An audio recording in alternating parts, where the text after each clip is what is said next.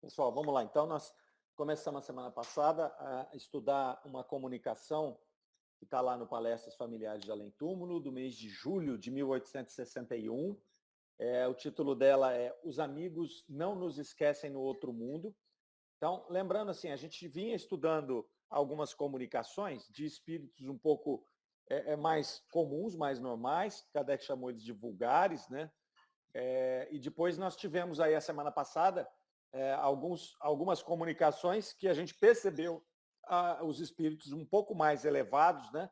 E a gente percebe isso através da forma como eles relatam o seu posicionamento e a sua existência ali na erraticidade, né? No plano espiritual.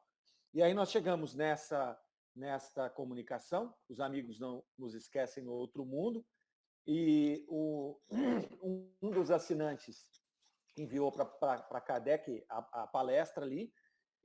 Ele não foi o médium que transmitiu essa comunicação, e ele faz uma evocação, né, eles fazem uma evocação a um amigo desse assinante, o espírito chamava-se Jules P., não tem maiores identificações dele, e esse Jules vem para fazer essa comunicação a pedido do amigo, por evocação desse amigo, e ele traz ali, nós começamos só essa comunicação, lemos só o primeiro parágrafo aqui, mas ele traz informações interessantes. Ele começa falando para nós que ele achava que ia demorar mais para ele poder se comunicar com esse amigo, mas que pela vontade do amigo, pela evocação e pela permissão de Deus, ele conseguiu antecipar essa comunicação com esse amigo que pelo começo da comunicação ele já mostra ter uma afinidade muito grande, né? Ele vai se dizer feliz no estado errante ali, vai dizer que foi permitido a ele que reencarnasse posteriormente num mundo superior, num mundo mais feliz que o planeta Terra, e ele estava muito feliz com essa possibilidade, e ele diz que o amigo teria a mesma possibilidade que ele o acompanharia no processo desse final de existência desse amigo, que ainda havia ficado no planeta Terra, encarnado, e que viria também para buscá-lo no momento do seu desencarne. Então é muito interessante esse começo aqui, demonstra já essa afinidade entre os dois amigos, demonstra esse caráter mais evoluído desse espírito, que já se identificou como um espírito que irá para um mundo superior. Então começamos assim. Vamos agora para o segundo parágrafo dessa comunicação interessante. Vamos lá, deixa eu compartilhar aqui. Soraya, você faz a leitura? Oi, Mário, faço sim. Tá.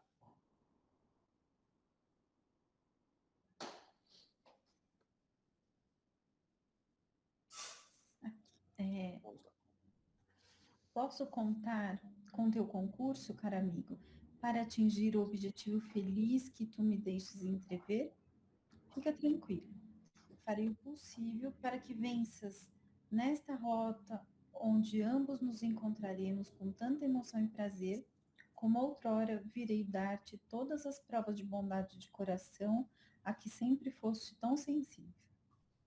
Devo concluir de tua linguagem que és muito mais feliz do que em tua última existência? Sem contradita, meu amigo, muito feliz. Não o poderia repetir bastante. Que diferença! Não mais aborrecimentos, tristezas, sofrimentos físicos e morais. E com isto, a visão de tudo que nos foi caro. Muitas vezes estava contigo, ao teu lado. Quantas vezes te segui em tua carreira? Eu te via quando não me supunhas junto a ti. Tu me julgavas perdido para sempre.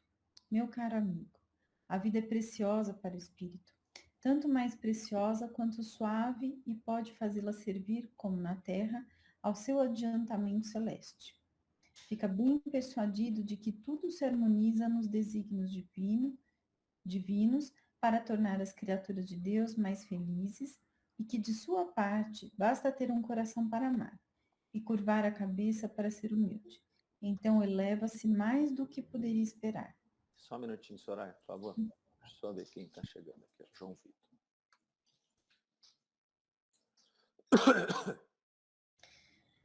Que desejas de mim que te possa causar prazer? teu pensamento em forma de uma flor. Nota.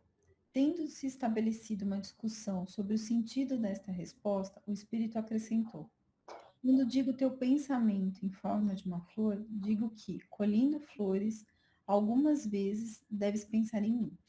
Compreendes que quero, tanto quanto possível, me fazer sentir por um dos teus sentidos, tocando-te agradavelmente. Adeus, caro amigo. Aproveitarei com prazer a próxima ocasião que tiver de te evocar.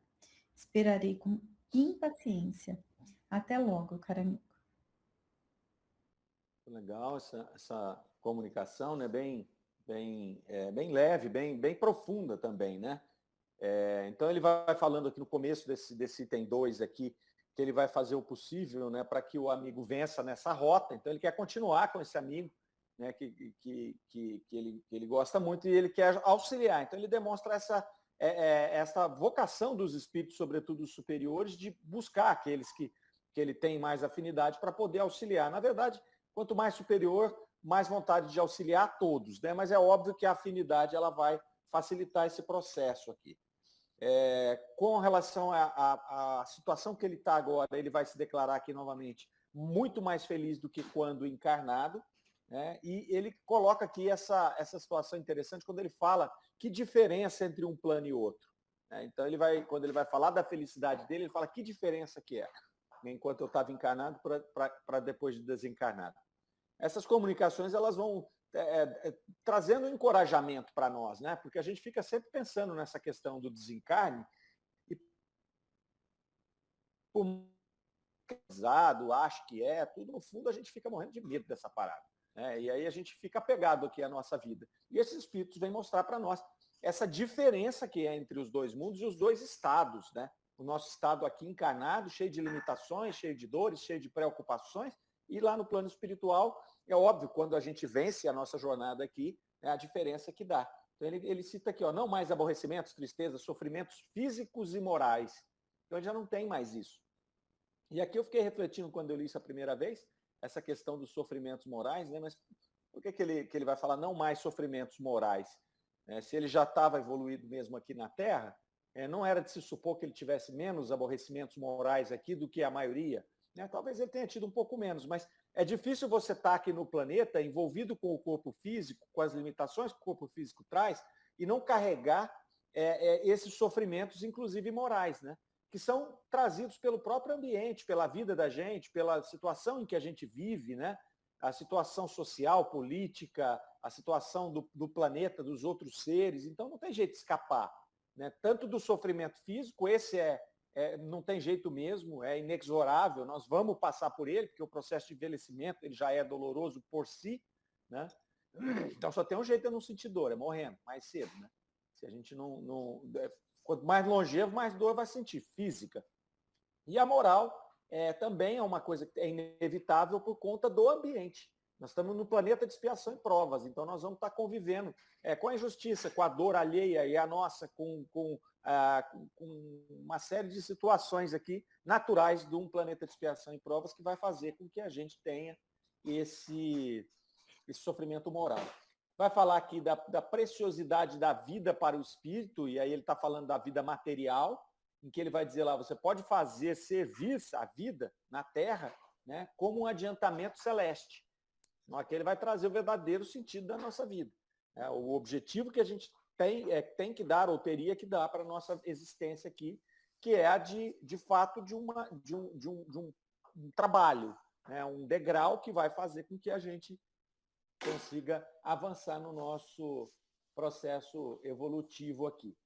Aí ele dá algumas dicas ali, né? Basta ter um coração para amar e curvar a cabeça para ser humilde. Ele traz essas duas dicas aqui para o amigo. Depois ele fecha ali esse trecho dessa comunicação, falando ali que ele gostaria que o amigo pergunta para ele, né? O que você deseja que eu faça, que te faça feliz? E aí ele vai falar, teu pensamento em forma de uma flor.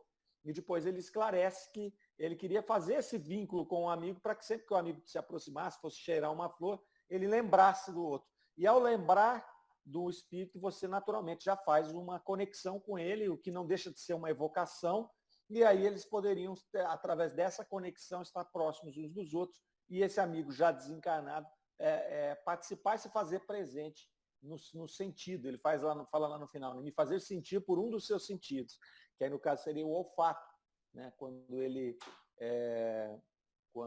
estiver colhendo flores ali. Certo? Comentários? Eu gostaria de fazer um, Mário. Pois Isso não, dá um acalento no nosso coração, uma injeção de ânimo, porque nós estamos estudando o céu e o inferno na sexta-feira, e dá um medinho, tem dia. Não é, Marleninha? Aí dá ânimo para a gente.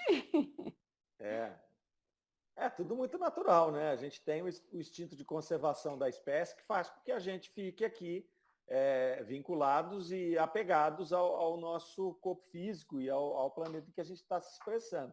E nós temos também os laços, né? Com os familiares, com os amigos, com tudo aquilo que está à nossa volta, que também cria esse vínculo natural, né? E aí é daí que origina esse medo, né? Você fala, não tem fé? Não, eu tenho fé, só não tem pressa, né? Tem pressa de embarcar, né? Mas fé até que a gente tem, né? Mas alguma coisa. Pois não. Quando ele fala dessa questão da flor, né? Dessa conexão que ele propõe aí, né? Estabelecer. Às vezes eu fico pensando, será que a gente também não faz isso, às vezes, de alguma maneira, até que a gente não pensa? Eu vou contar uma coisa assim, meu pai adorava pássaros. E eu não sei se é coisa da minha cabeça, às vezes eu acho que mas eu acho que acabou de alguma maneira me conectando a ele. Toda vez que eu tô meio chateada, parece que vem o mesmo passarinho cantar por perto. Aí eu fico pensando, e eu falo, e eu automaticamente eu lembro dele.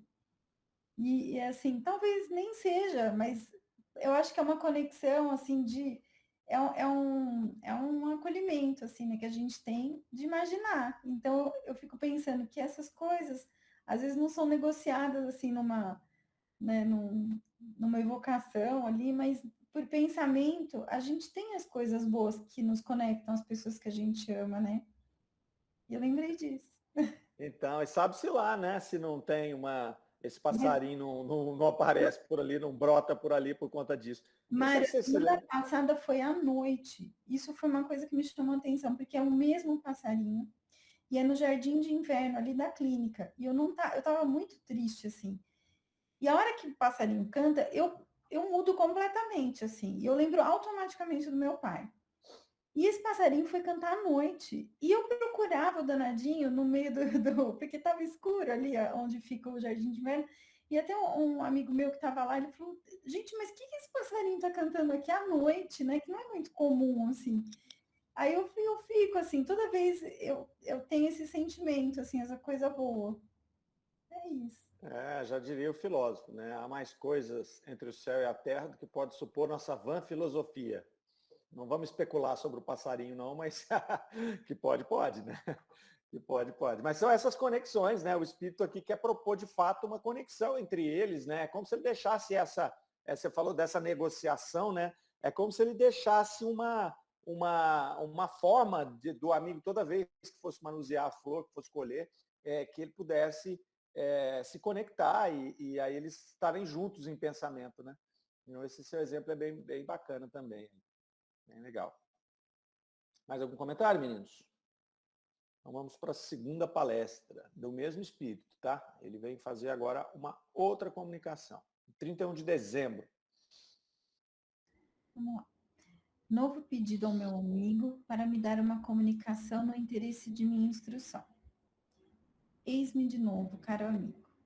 Não peço mais do que para vir dizer ainda mais uma vez quanto me foste caro. Quero dar-te uma prova disso, elevando-me às mais altas considerações. Sim, meu amigo, a matéria nada é. Trata-a duramente, nada temas. O espírito é tudo. Só ele se perpetua e jamais deve cessar de viver, ou de percorrer os caminhos que Deus lhe traça. Por vezes, para em bordas escarpadas para tomar fôlego, mas quando volta os olhos para o Criador, retoma a coragem e rapidamente supera as dificuldades que encontra. Eleva-se e admira a bondade de seu Senhor, que lhe distribui à medida as forças de que necessita. Então avança. O império se apresenta aos seus olhos, ao seu coração, marcha, logo se torna digno do destino celeste que entrevê. Caro amigo, nada mais temas. Sinto em mim a coragem duplicada, as forças duplicadas, desde que deixei a vossa terra.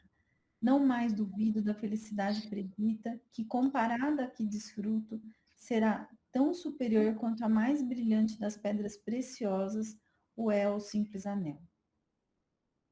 Assim vês quanto há de grandeza nas vontades celestes, e que será muito difícil para os humanos lhe apreciar e pesar os resultados. Assim, vossa linguagem nos serve dificilmente quando queremos exprimir o que vos deve parecer incompreensível. Nada tens a acrescentar aos belos pensamentos que acaba de expressar? Sem dúvida não terminei, mas quis dar-te uma prova de minha identidade. Quando quiserdes, eu te darei outros. Muito legal. Olha só que começo de comunicação carregado de coisa, né? É muito bacana. A gente começa a separar aqui, né? Então ele vai falar ali da prova ali dele, né? A prova que ele quer dar para o amigo, novamente ele vem para se referir ao amigo nessa mensagem de encorajamento, e aí ele vai começar a fazer como se fosse um roteiro do que o amigo tem que percorrer. Ele dá uma receita para ele. E ele vai falar da matéria, né? Então ele vai dizer lá, a matéria nada é. Trata duramente e nada duramente a matéria, né? É porque a minha reflexão, né, é que a matéria ela nos envolve e quando menos a gente espera, ela nos domina. Não é quem é que manda em quem, né? Então o corpo físico nos domina, então ele nos leva a busca ou até a acomodação nos prazeres, né, nas coisas fáceis, porque é isso que o nosso corpo físico quer. Nosso corpo físico ele não quer ficar trabalhando, ele não quer que você se esforce, né? O nosso corpo quer que você fique em repouso, que você tenha mais prazer do que dor, né? Aí a gente vai para a alimentação desregrada, a gente vai para outras questões que nos dão prazer físico, né? Então ele vai dizer aqui, ó, trata duramente a matéria e nada temas. Então a primeira coisa, olha, não deixa se levar por essa coisinha nossa não, né? Do conforto, dessa questão da satisfação do campo material. E outra, pode ralar teu corpo aí que você vai... ele é um instrumento, né? Ele é instrumento. É isso que eu entendi por tratar duramente a matéria ali. Ele vai depois falar ali para o amigo, né, que por vezes para em bordas escarpadas para tomar fôlego. Olha que bacana. Então você vai tratar duramente a matéria. Mas ele diz, olha, tem momento que você precisa de uma pausa. Porque ele vai ponderar, né? Tratar duramente, vou esmerilhar meu corpo aqui, porque ele é um instrumento. Mas se eu passar da conta, eu vou abreviar a minha utilidade desse corpo físico. Né? Isso vale para o físico e vale para o mental também. Então é aquele momento em que você tem que dar uma pausa. Não adianta eu querer trabalhar 18 horas, 20 horas por dia para atropelar, seja até o meu processo evolutivo. Então, olha, eu preciso estudar. Nessa encarnação eu vim para estudar. Se eu me pegar para estudar, se eu pegar para estudar 18 horas por dia, vai chegar um momento em que eu vou desgastar tanto o meu corpo físico, minha mente, o meu cérebro, que eu já não vou produzir mais nada. E eu vou acelerar, abreviar o processo, né, de desgaste desse corpo físico, não deixando as coisas amadurecer e tudo mais. Então, quando ele fala de você parar nessas bordas escarpadas aqui, é você parar para ter os seus momentos de relaxamento, os seus momentos de descanso, até para você preservar essa mesma matéria que ele pediu para agir duramente. Né? Então, é endurecer sem perder a ternura, é encontrar o equilíbrio. Né? O lugar mais distante do planeta Terra é o equilíbrio. Encontrar esse equilíbrio para você poder tratar o seu corpo físico, aproveitando ele ao máximo, mas respeitando que ele é uma máquina, né? Que nós precisamos cuidar do físico e do emocional. E aí, como é que ele fala? Então, você vai parar, trata duramente a matéria, para de vez em quando, para você poder restabelecer as suas forças, e depois, eleva-se e admira a bondade do seu Criador. Então, nesse momento de parada, né, você elevar o pensamento a Deus, né, porque não é porque a gente está muito agitado fazendo, às vezes a gente não tem nem tempo para poder elevar, conectar com Deus. Nesse momento de descanso, conecta com o Criador, né? Ele vai dizer aqui, e depois avança novamente. Então, olha que interessante, né? Então, trabalha com afinco, descansa no momento necessário, aproveita esse descanso para se conectar com o Criador, para se revitalizar, para poder colher essa bondade divina e avança novamente no teu trabalho. Né? É uma mensagem de encorajamento juntamente com uma receita ali. Ele vai dizer do auxílio dele de novo, para que o amigo se espelhe na vitória dele, desse desencarnado, para que ele possa seguir o seu caminho. É muito interessante. Não duvide, né, da felicidade. E você vai ter essa felicidade decuplicada. Né? E ele vai dar o exemplo dele. Eu tenho a minha felicidade decuplicada depois que eu deixei a Terra. Então, ele vai dar essa receita e dar um encorajamento. Olha, vá por mim, né? Eu já fiz e eu estou aqui te dando um relato do que você pode fazer. E aí ele vai fechando esse trecho que nós lemos ali, falando que a linguagem nossa, a linguagem humana, ela não serve, ela nos serve dificilmente quando queremos exprimir o que deve parecer incompreensível. Então, é tão sublime o que ele está sentindo, que ele diz o seguinte, olha, nós não temos linguagem para poder expressar esse sentimento, para poder expressar o que eu estou vivendo. E a gente vê vários espíritos se comunicando e falando a mesma coisa. Né? Vocês não têm linguagem, nós não temos linguagem, nós não temos ponto de referência para descrever o plano espiritual, sobretudo o mais elevado. Nós temos ponto de referência e linguagem para receber e entender o que um espírito da terceira ordem, bem materializado, está passando para nós. E por quê? É simples. Porque ele está envolto em sensações materiais, em sensações típicas da humanidade. Então é fácil. Ele fala para nós e a gente entende o que ele está falando. Agora, o espírito mais evoluído, ele não tem nem referência. Né? Como é que ele vai falar para nós? É como você explicar para um cego o que é a luz, né? Explicar para um cego cores, é muito difícil, um cego de nascença, ele nunca viu essas cores. Né? Então eles ficam tentando, igual eu vi um filme uma vez de uma pessoa cega e um outro ensinando ela a ver as cores. Eu não sei se vocês já viram esse filme, é um filme muito antigo. Então o que ele fazia? Ele pegava, por exemplo, ele pegou uma pedra quente e colocou na mão da pessoa, e ele falou, isso aqui é o vermelho. Depois ele pegou um algodão e colocou na mão da pessoa, ele falou, isso aqui é branco. Então, ele ia fazendo essas correlações entre o tato e a cor. E eu achei muito interessante, porque eu só me lembro dessas duas. Mas olha que legal, né? O vermelho ele é quente, né? E o branco, ele é aquela coisa, né, sutil, aquela coisa sensível, de se pegar como um algodão mesmo que ele estava pegando. Então, eu acho que os espíritos superiores, quando vêm trazer essas mensagens, fica até difícil, porque ele fala, como que eu vou passar isso aí para ele? Né? Não tem referência, não consegue fazer essa conexão. Eu achei muito interessante esse trecho aqui pela profundidade, né, e pela forma como ele conduziu esse começo aqui de comunicação. Comentários?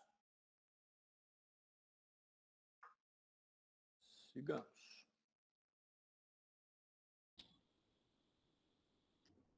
Observação.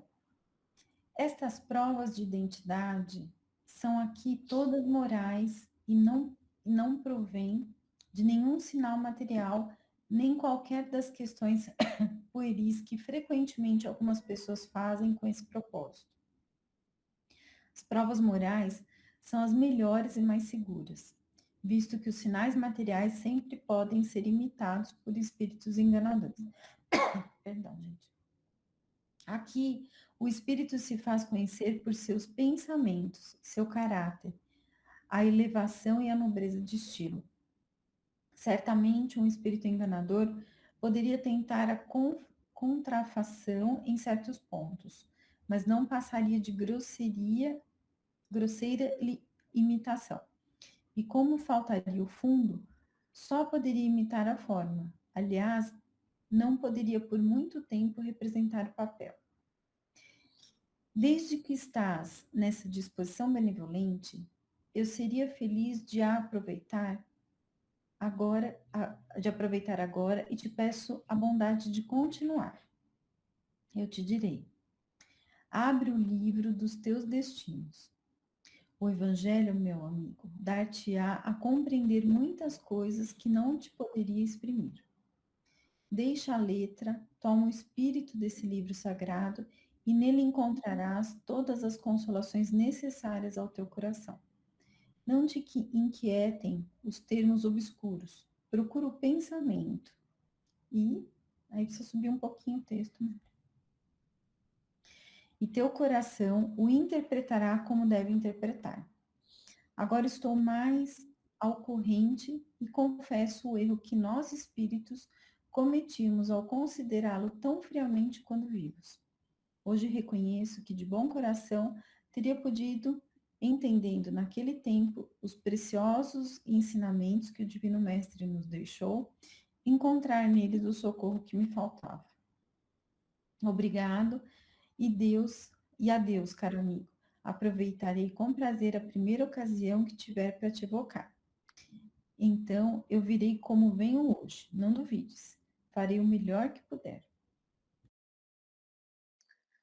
Muito legal, mais um trecho aí também bem carregado de informações. Ele começa com a observação de Kardec aqui, falando a respeito da identidade desse espírito. Essa era outra situação que Kardec fazia muito na Revista Espírita, né? Ele buscava trabalhar com essa questão da identidade dos espíritos, porque Kardec tinha muita noção das dificuldades de uma comunicação mediúnica. Então, essa comunicação ela tem uma série de particularidades, né, que aí você tem o ambiente, você tem o próprio espírito comunicante, você tem o médium, você tem o dialogador, que é quem está fazendo as perguntas. Então, tudo isso é muito complexo, né? Então, ele tinha muito cuidado com relação a essa história da identidade dos espíritos. Então, ele vem dizer aqui que essas provas desse espírito que está se comunicando, elas são puramente morais. Ele não dá nenhuma amostra física de ser quem ele é, né? Então, você vai ter que reconhecer o homem pela forma, pelo pensamento, aqui nesse caso. E ele faz uma relação aqui interessante, dizendo que as provas morais, elas são as melhores e as mais seguras, né? O que são as provas morais e o que ele fala aqui das provas físicas? Como nós estamos falando de uma comunicação inteligente, e não de uma comunicação, de uma manifestação física, a prova moral e a prova física que ele está falando, a prova física seria o espírito dar detalhes da vida dele que o identificassem. Essa seria a prova física numa comunicação inteligente, né? Então eu vou dar detalhes que ninguém conhece, que não tinha como aquela assembleia poder saber, e a pessoa vai checar e vai dizer, não, olha, é o espírito dele mesmo. Então, ele não faz isso aqui. Então, ele só, quando ele fala em provas morais aqui, você tem que analisar o pensamento desse espírito para ver se ele é compatível com o ser encarnado, né? Com aquele indivíduo que se manifestava enquanto encarnado. E aí o Kardec vai dizer aqui que essas provas são as mais seguras, porque um espírito enganador, ele poderia muito bem falsificar uma prova física. Então, ele poderia muito bem, por leitura de pensamento, por ter participado do processo que aconteceu enquanto o encarnado estava lá se manifestando no planeta Terra, ele pode ter presenciado, né, ou até ter captado isso com alguém de algum detalhe e apresentar numa reunião. E a gente fala, não, é incontestável que é aquele espírito, porque ele deu esta informação aqui que ninguém sabia. Então, Kardec vai dizer que o moral é mais difícil, porque se um espírito inferior tentar fazer um discurso, fazer uma comunicação de caráter profundo, né, com uma moral mais elevada, ele não vai conseguir, porque ele não tem esse sentimento dentro dele, ele não tem esse conhecimento. Então ele vai se trair. Em algum momento ele vai falar coisas sem nexo, ele vai falar coisas que não têm sentido, e aí é onde ele vai se contradizer. Então Kardec cuidava muito mais do conteúdo do que da assinatura do espírito comunicante. Tinha muito cuidado com relação a isso. Ele dizia ali, né, que faltaria o fundo para esse espírito, para um espírito inferior, tentar fazer uma comunicação de um espírito superior, imitando a forma desse espírito. Então, às vezes, ele vai imitar a forma dele falar, ele vai pegar alguns conceitos e vai tentar fazer isso, mas ele vai se trair no final. Então, seria o mesmo que eu tenho um conhecimento rudimentar de física. Então, aí eu começo a me meter, eu morri, eu venho para cá e começo a me meter para dizer que eu sou um grande físico. E aí eu começo a falar em cima dos conhecimentos rudimentares que eu tenho. Mas em determinado momento eu vou me trair, porque eu não sou aquele físico que eu disse que eu era, né? Eu tenho um conhecimento que é só a casca. Então Kardec fazia o quê? Ao invés dele ficar pedindo informação específica do espírito, me diga onde você nasceu, me diga com quem você casou, com quem você estava em dia tal, Ele não se preocupava com isso, porque isso é mais fácil de você enganado. Ele vai, fala aí. Né? E aí ele ia começando a perguntar as coisas, ia aprofundando o pensamento, e o espírito, quando ele não era quem dizia que era, ele se traía. Ele deixava sempre uma pontinha da orelha. Essa frase até de Kardec. Ele deixa uma ponta da orelha que você vai ver quem ele realmente é. Né? Então é o lobo em pele de cordeiro, né? Deixa a orelhinha de fora ali. Eu achei bem bacana essa orientação, essa observação de Kardec aqui, bem colocada nessa comunicação, né? Que difere das anteriores. Aliás, difere de todas as que ele fez da Revista Espírita até aqui. Né? Essa comunicação é bem mais profunda que as últimas que ele deu. Depois ele vai perguntar lá, o amigo pede para ele continuar, né? Porque a coisa estava muito produtiva. Olha, continua, por favor, mais um pouco aí. E aí ele vai falar do Evangelho.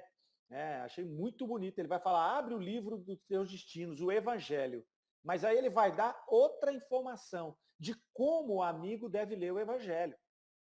Muito interessante. Ele vai dizer lá, ó, deixa a letra e toma o espírito do livro. Olha que legal. Né? A gente vê muitas vezes alguns estudos em que a gente fica pegando a letra. Então pega uma palavra, fica dissecando essa palavra dias, pega outra palavra dias. Ele não quer saber disso. Deixa a letra para lá e pega o espírito. Pega o que está por trás do que Cristo escreveu, do que está no Evangelho. É isso que ele vai pedir para o amigo fazer. E ele coloca lá, ó, procura o pensamento e o seu coração. Né? Procura ali o pensamento e o teu coração. Né? Não te quiete com os tempos obscuros, né? O teu coração interpretará como deveria interpretar.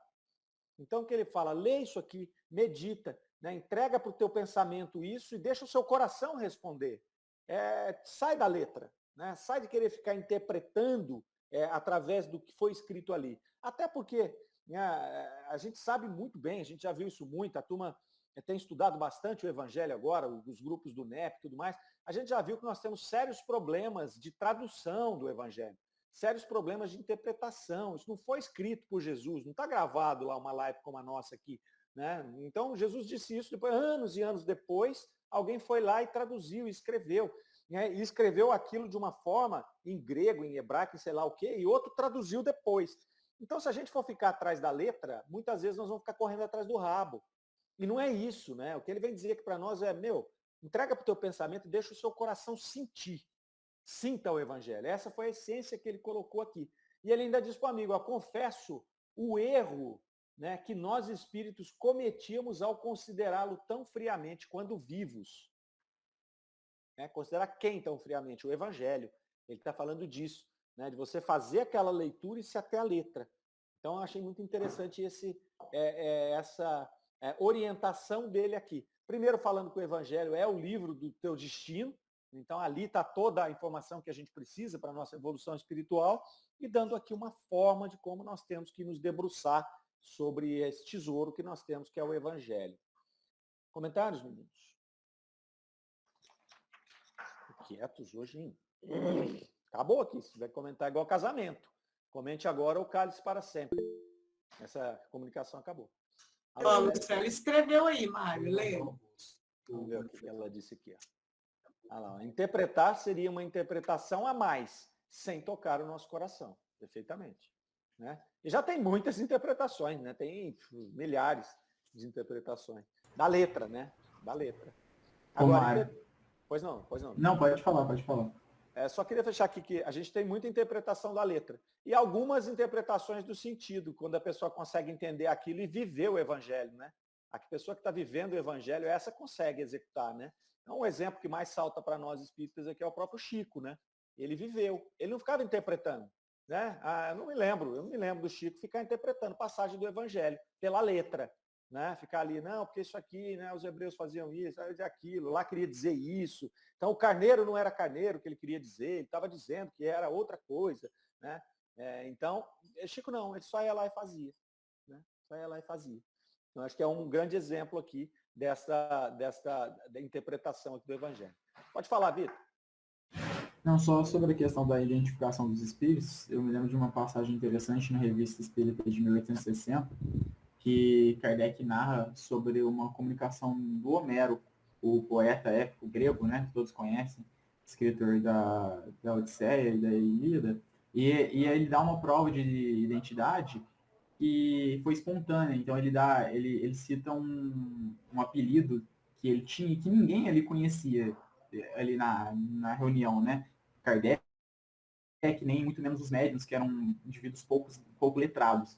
Então, assim, foi muito interessante, o Kardec até coloca uma nota que aquilo assustou eles, assim, porque foi algo muito espontâneo que ninguém tinha pedido nenhuma prova de identidade dele. E realmente isso acontece espontaneamente, né? Obviamente que isso também, e a gente tem que saber disso, né?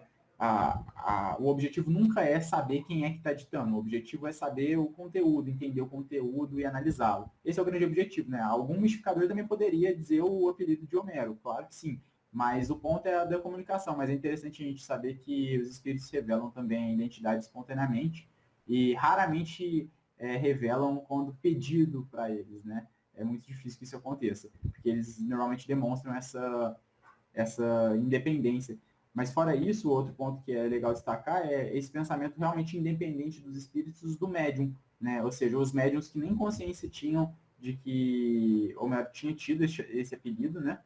E isso demonstra, obviamente, a independência do pensamento do espírito, ou seja, demonstrando que aquilo não vem do médium, mas vem de uma inteligência exterior a ele, o que leva de novo aos espíritos, né? Exatamente, muito bem colocado aqui, né? Kardec nunca deixava só esse tipo de identificação sozinha, solta. Ele sempre ia explorar, né? Então, se esse espírito que se diz Homero estivesse falando um monte de bobagem e colocasse o apelido de Homero, ainda assim Kardec ia desconfiar dele. Kardec ia dizer, olha, ok, ele pode até ter trazido o apelido aqui, mas olha, esse pensamento aqui não confere com o pensamento de Homero, né? Então, ele fazia sempre essa junção, né? Daquilo que o espírito dizia ser com o conteúdo que ele trouxe. E quando o espírito não identificava nada, ele falava muito que era um conteúdo compatível, né, com o que se esperava daquele espírito naquele grau evolutivo ali. E bem colocado, Vitor, a questão da mediunidade, né? Muitas vezes Kardec usava bastante, muitas vezes ele usava esses detalhes da comunicação justamente para poder ir tecendo essas provas do processo mediúnico, que são esses pensamentos desconexos do médium, da capacidade do médium, do conhecimento do médium. Então, começa assim, quem questiona, por exemplo, o próprio livro dos Espíritos, tem gente que questiona, fala, isso aqui não veio de espírito nada. Mas quando a gente pega quem foram as médiuns que trabalharam, fica difícil você imaginar que meninas de 12, 13, 14 anos tenham essa profundidade de pensamento, né? Se eles estivessem lá em 69 escrevendo o livro dos Espíritos, com médiuns extremamente já rodados, a gente podia até imaginar, esses caras já conhecem essa história de cabeça para baixo, faz 10 anos que eles estão vendo isso. Mas naquele início, eu acho até que a espiritualidade escolheu a dedo, né, as Baldin, a Jafé, que eram pessoas muito jovens e pessoas que não tinham um conhecimento capaz de fazer isso, né? Nós tínhamos aquela que escrevia romances, a Hermance Dufour, né? Hermance Dufour não tinha conhecimento para poder escrever os romances que ela escrevia. Ela escreveu, primeiro que ela escreveu foi sobre Joana d'Arc, né? Ela não tinha conhecimento, Kardec frisava muito isso, ela não tinha como. Uma pessoa para escrever um romance, ela leva anos, né? Para escrever Médico de Homens e de Almas, Taylor Caldwell levou 40 anos para escrever, né? Aí vai um matuto de Pedro Leopoldo e escreve Paulo Estevão em 8 meses e as pessoas chamam ele de imitador, né? Como é que ele é imitador? Ele imitou quem, velho? Se ele não tinha conhecimento, o cara tem o 4º ano primário, como é que ele vai escrever aquilo? Né? Você pega um historiador, pesquisador da história romana, do cristianismo, do que seja, e fala para ele, senta aqui e escreve Paulo Estevão. Se ele conseguir escrever, o que é raro, porque são pouquíssimas pessoas que vão conseguir escrever isso na vida, se ele conseguir escrever, ele vai levar 5 anos, 10 anos para escrever. Isso recorrendo, né, a fontes o tempo inteiro. Hoje até é mais fácil um pouquinho, porque ele vai na internet, ele tem. Né? Imagina isso há 50 anos. E aí o cara escreve em 9 meses, 8, 9 meses, que foi o tempo que Chico levou para escrever Paulo Estevão. Então, esses pontos que Kardec colocava muito, né? Porque às vezes a gente vê pessoas questionando a mediunidade. Cara, nós já passamos dessa fase, né? Nós podemos questionar e devemos, não é questionar por questionar, mas avaliar as mensagens, né? Induzir os médiuns a também se avaliar e tudo mais, pela complexidade do processo. Mas jamais questionar o processo mediúnico, colocar em xeque se ele existe ou não. Já passamos dessa fase, né? Para querer imaginar isso, né? Concordam? Tranquilo?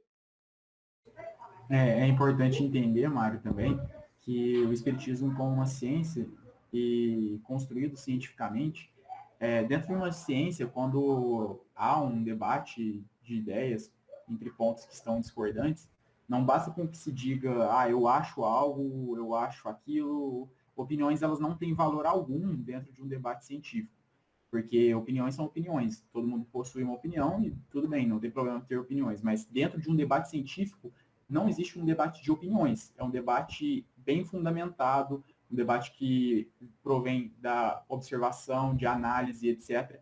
Então, a ciência ela é debatida dessa maneira. Então, um contraponto de algo que já está estabelecido na ciência, ele tem que ser feito e construído cientificamente também. Então, não basta com que alguém chegue e tente refutar a teoria da relatividade de Einstein, dizendo eu acho que Einstein estava errado, eu acho que não está certo assim. Não, a pessoa tem que contrapor cientificamente o que ele colocou. Algo que já está pré-estabelecido tem que ser demonstrado, né, ponto a ponto, que aquilo não é daquela maneira. E sempre foi assim, a ciência evolui dessa maneira, né? Basicamente nessa dialética de ideias. Então, nesse debate. Então, é importante a gente entender isso no Espiritismo, não é diferente. Então, não basta com que alguém chegue e fale, eu acho que não é assim. Porque não vai adiantar nada, a opinião da pessoa não vai modificar em nada, muito menos vai chegar perto de abalar a estrutura, que o Espiritismo está bem estruturada. É muito importante a gente reforçar esses pontos, porque a gente se esquece, a gente acha que o Espiritismo não tem essa base bem construída, e que todo mundo em achismos achando aquilo, achando... Não, o Espiritismo é bem construído, bem fundamentado, opiniões que são divergentes das já estabelecidas têm que vir na mesma firmeza, construídas cientificamente, bem embasadas, para conseguirem ter um debate ali, para a gente repensar pontos que uma opinião divergente, que uma teoria divergente está colocando. Então é sempre assim, né? Basicamente, não é a pessoa que tem que se mostrar inocente, né? Alguém tem que mostrar que a pessoa que é culpada. É basicamente isso na ciência também. Então tem que mostrar que aquele ponto está errado, não o contrário, né? Porque aquilo que já está estabelecido, ele tem que ser reestruturado caso haja algo que foi mostrado que está errado. Mas para que se mostre isso, é necessário que se tenha um trabalho todo cauteloso, etc. Então a gente não pode se perder nessa ideia de que alguém acha que não é assim. Não, infelizmente, o achismo ele não tem espaço dentro do espiritismo. A gente trabalha exatamente em termos científicos. É importante a gente falar sobre isso. Perfeitamente, Vitor, perfeitamente. Eu gosto... não nasceu ainda, né? Em 160 anos não nasceu ninguém para contestar Kardec, né? Talvez nasça amanhã, mas ainda não nasceu. Para contestar do jeito que você falou, com embasamento, né? Realmente com propriedade científica. Não chegou ninguém ainda. Acho que não vai chegar mais. Eu gosto quando o Karnal, né, que é historiador, escreveu 11 livros sobre a Inquisição. Ele chega e diz o seguinte, não, aí vem aquele colega e diz assim, aquele amigo diz assim, não, na minha opinião não aconteceu assim. É a história, né? Eu quero escrever 11 livros, aí você vai discutir se aconteceu ou não a Inquisição do jeito que o cara escreveu. Não dá para refutar. O cara ainda tem que ouvir isso, hein, Marcos? Pois é. Na minha opinião, acho que não aconteceu. Eu falava, ok, fica com a sua opinião aí. Cara, não. Interessante. livros, vamos combinar. Sobre a Inquisição, sobre esse tema só. Mas muito bem colocado aí pelo Vitor. Mais algum comentário ou passamos para o Dom Peira? Vamos em frente? Vamos lá. Agosto de 61, essa. Dom Peira. Esta evocação foi feita ano passado na sociedade a pedido do senhor Avô de New York, o qual nos havia dirigido a seguinte notícia. Mário, tem como aumentar um pouquinho? Eu estou meio com dificuldade de enxergar, gente, desculpa. Não, é que o Mário judiou mesmo, viu? Nossa. Eu já tinha pensado, como que a senhora dá isso aí? Eu já liguei aqui hoje. Avisa aí, gente. Ficou todo mundo com vergonha de falar que está meio cegueta, mas... Obrigada. Eu estou lendo pelo papel aqui. Então, há cerca de 30 anos, nós tínhamos o priorato de Amílio, muito perto de Mausé, um sacerdote chamado Dom Peira, que deixou na região a fama de feiticeiro. De fato, ele se ocupava constantemente de ciências ocultas. Contam-se dele coisas que parecem fabulosas, mas que, segundo a ciência espírita, bem poderiam ter sua razão de ser. Há cerca de 12 anos, fazendo com uma sonâmbula experiências muito interessantes, achei-me em relação com seu espírito.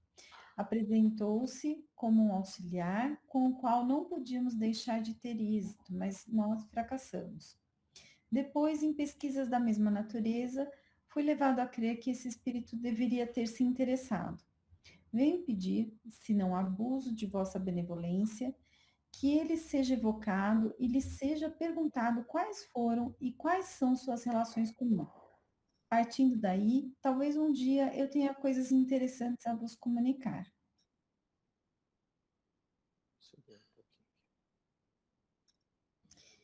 Evocação. Aqui estou.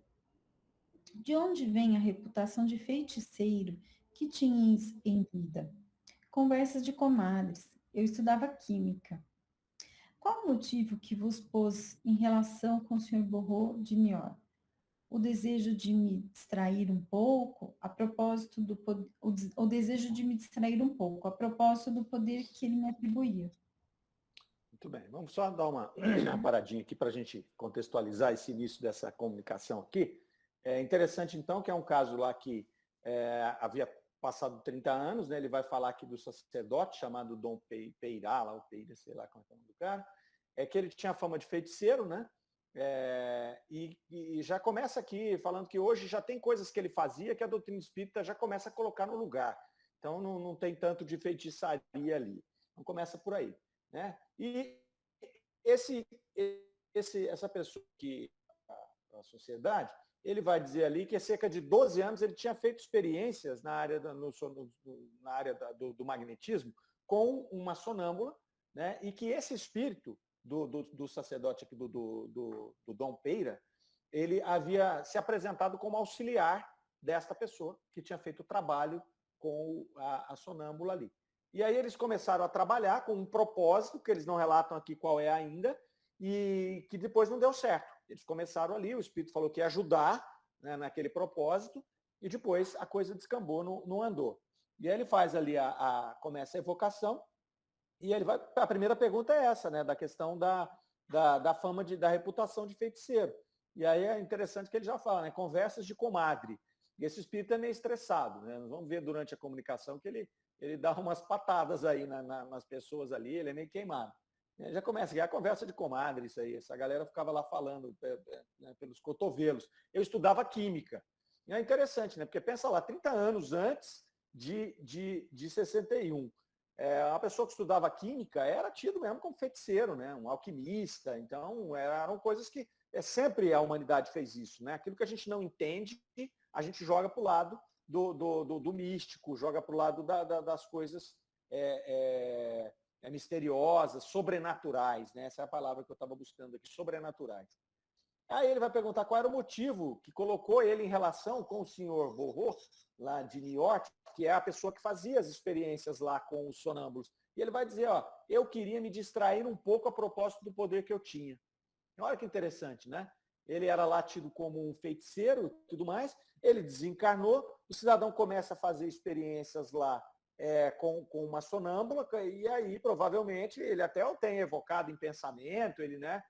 Quero ter um propósito aqui, eu vou evocar quem? Vou evocar o sacerdote, que era feiticeiro lá, né? Mas não foi uma evocação para buscar se instruir, foi uma evocação para buscar um objetivo. E aí o espírito vem dizer, eu queria me distrair, né? E aí é a hora que você cai nas mãos dos espíritos brincalhões, na mão daqueles espíritos que não vão estar com o propósito ali de te auxiliar, né? Então ele já começa ali demonstrando essa possibilidade de mistificação e até demonstrando o cuidado que a gente tem que ter com relação aos propósitos que fazem com que a gente se envolva nas questões de comunicação com o plano espiritual. Então, é por isso que, desde lá de Moisés, ele falava da necromancia e tudo mais, porque as pessoas naquela época que se envolviam com os espíritos, normalmente procuravam um oráculo, as pitonisas, né, aquela coisa toda, para satisfazer os seus interesses materiais.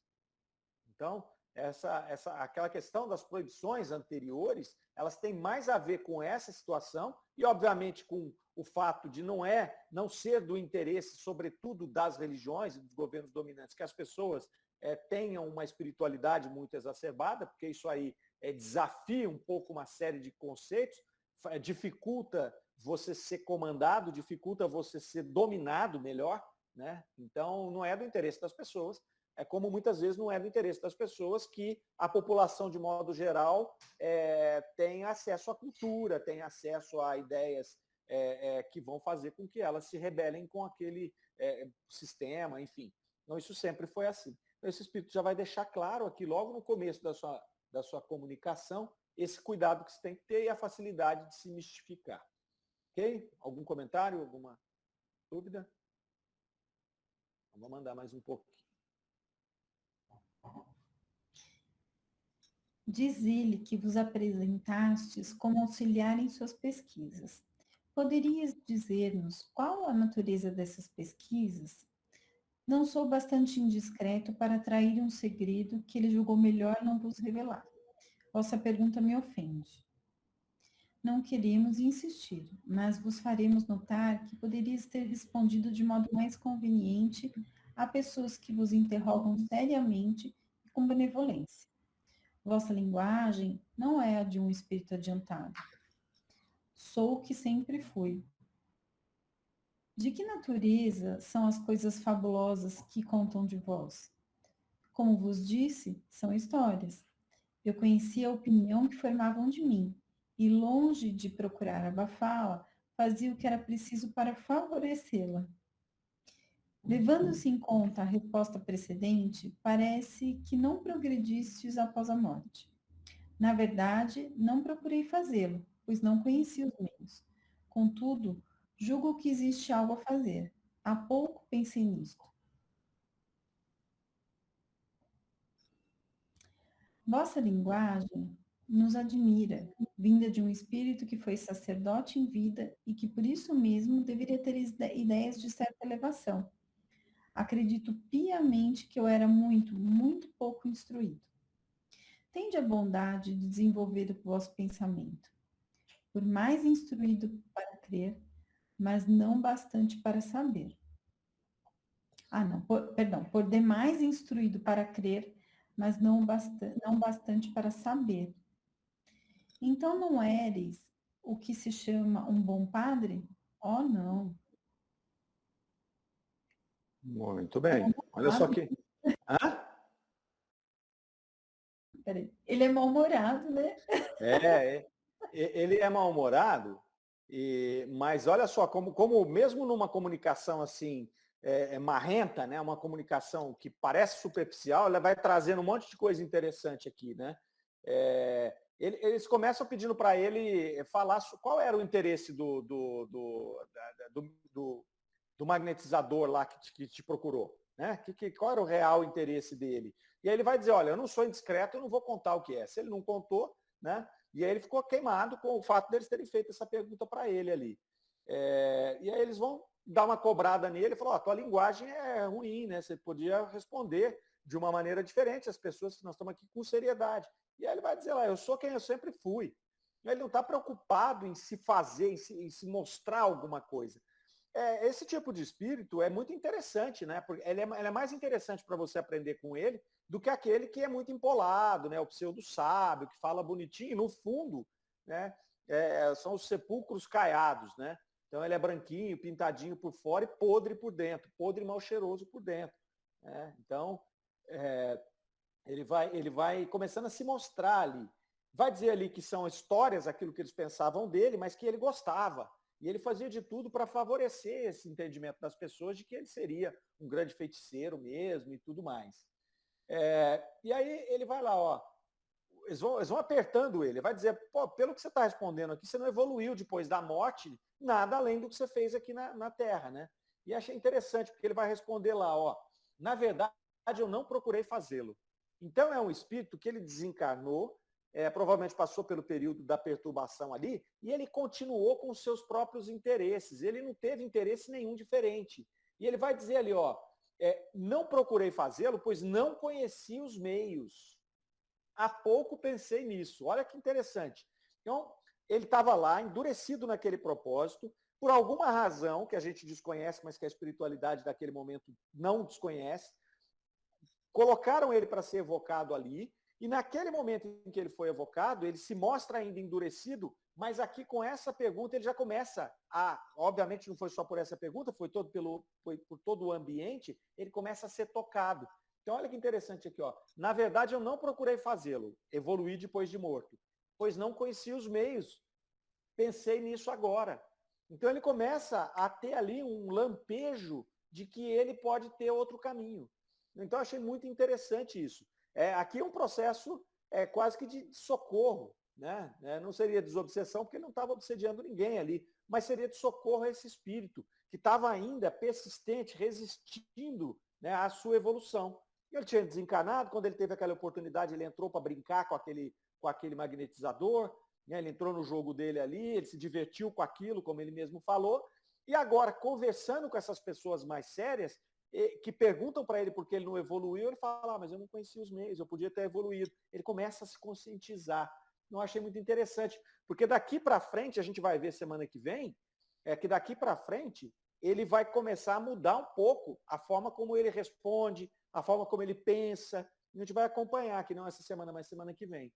Então ele vai dizer lá, eles vão falar lá que a linguagem dele admira por ter vindo de um sacerdote, e ele vai dizer que ele acredita que ele era pouco instruído, e eles pedem para ele desenvolver esse pensamento. Mas como assim pouco instruído? E ele fala uma coisa muito interessante que conecta com a mensagem anterior. Ele vai dizer assim, ó, eu era por demais instruído para crer, mas não bastante para saber. Olha que interessante. Né? Crer é uma coisa, saber é outra. Então, durante muito tempo, e até hoje isso persiste, as religiões elas acabam nos imputando dogmas que nos levam a crer, a crença cega, mas que não leva a saber nada. Né? Não leva nem, porque quando você vai avançando nesse saber, você vai começando a criar essa condição de deixar o seu sentimento fluir. Né? E aí a gente está falando desse saber de conhecer o que está por trás da letra. Né? Não é o saber por decorar. Então não adianta nada eu decorar o evangelho inteiro e aquilo ser para mim só um livro. Aquilo ser para mim só um conjunto de palavras que eu fico interpretando, que eu sei todas as citações, mas eu não vivo. Então, eu acho que é muito interessante quando ele coloca aqui. E conecta lá com aquele que falou, olha, lá você vai para o evangelho, mas com o coração. Deixa a letra de lado e vai com o coração. Entenda ali o que é que está sendo dito. Né? Então, olha só, ele vai dizer, eu era por demais instruído para crer, mas não o bastante para saber. Pergunta se ele era um bom padre, ele vai dizer, obviamente, que não. Né? Não era. Ele poderia saber rezar toda a missa em latim, fazer os melhores discursos, mas ele não vivia aquilo, ele não tinha interiorizado aquilo. Ao passo que se você vê um outro sacerdote na mesma situação dele, às vezes num lugar longínquo, que não tinha tido o mesmo grau de instrução e oportunidade que ele teve, você vai encontrar nesse outro sacerdote, do exemplo que eu estou dando, um ser espiritualizado, um ser que entendeu o evangelho e não que decorou e que conhece teoricamente aquilo. Né? Então, gostei muito desse começo aqui. Comentário? Pois não. Mas era interessante que um pouco ele gostava de criar esse impacto nas pessoas, né? E com isso havia um certo distanciamento. Eu acho que quando ele era evocado ali e ele começa a ser um pouco confrontado, eu acho que isso, na verdade, foi determinante para um despertar dele, né? Então, eu acho que se ele continuasse sendo excluído, porque ele provocava isso, ele provocava essa exclusão, ele não teria sido despertado. Eu acho que foi o confronto que fez ele, né, tipo, de repente deu um choque ali nele, né? Por que eu não tô... Então, eu acho que o interessante foi justamente isso, que na medida em que ele não sofreu o distanciamento, né, ele foi trazido e acolhido no grupo, mas o grupo o confronta, ele é obrigado a refletir, né? Eu gostei, achei muito interessante. Então, essas coisas servem para nós, né, Soraya? Porque muitas vezes a gente está num processo mais acalorado, em alguma situação da nossa vida, e a pessoa vai e destempera. Quando a pessoa destempera, se a gente destempera também, pronto, ela conseguiu o que ela queria. Você falou, eu quero confronto, eu quero essa discussão, eu quero, né, dedo em riste. Ele não encontrou isso aqui, ele encontrou pessoas muito sérias, pessoas com um objetivo muito maior do que ficar brigando com o espírito ali, né?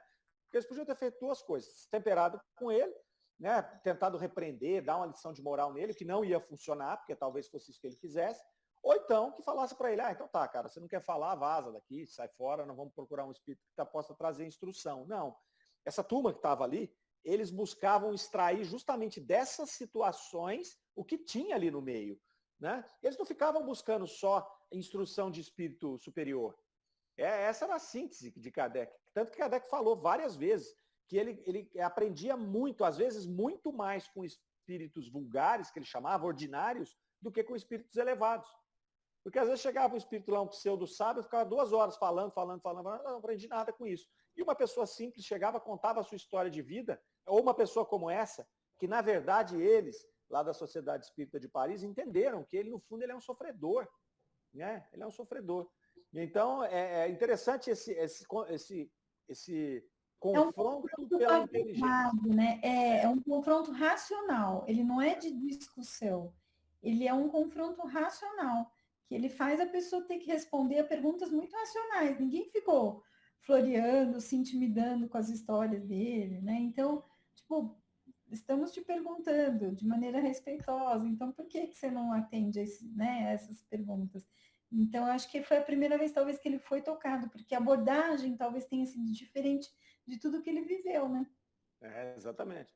E acontece muito com a gente aqui, né? Às vezes, se você, de repente, se destempera com alguém e essa pessoa continua, né? Na elegância, né? Naquela fineza, você se descontrola, na hora você já se envergonha, né? Você fala, nossa, só que eu arrumei, não é? Eu falei mais alto, perdi a paciência, a pessoa continua na calma dela ali, às vezes explicando, não era isso que eu queria, e você fica envergonhado. Então, é o que está mais ou menos acontecendo com esse espírito, e a gente vai vendo ao longo da comunicação essa mudança de perspectiva do espírito. E também a gente vai aprendendo com o que ele vai falar. Né? Tudo bem? Já são quase 8h10 aqui, nós passamos um pouquinho hoje, mas era interessante fechar esse começo. Semana que vem a gente vai avançar com essa comunicação. Ela é uma comunicação bastante longa e cheia de coisas bacanas aqui. Tá certo? Então, ficamos por aqui até quarta que vem.